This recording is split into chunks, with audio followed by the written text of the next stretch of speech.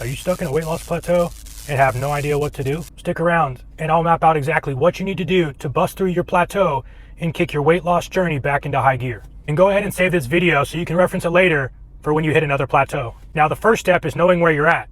If you don't know where you're at, you can't know where you're going. Am I right? If you aren't tracking your macros and calories, that's where you should start. This video is for those who are already tracking their macros and calories. The next step is realizing you have two levers you can pull in order to help bust through your plateau. And I'll outline both of them for you. The first lever you have is to increase output. This is going to look like increasing the actual steps you take per day or the amount of dedicated cardio you do per day. This increases the amount of total calories per day that you are burning. The second lever you can pull is decreasing the amount of input.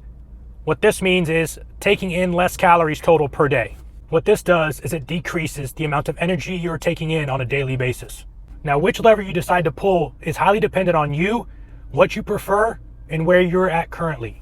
I'll give you some general rule of thumb guidelines to go by. For example, if you are wanting to increase output, you can increase your daily steps by 1,000, or you can increase dedicated cardio by 10 minutes per day.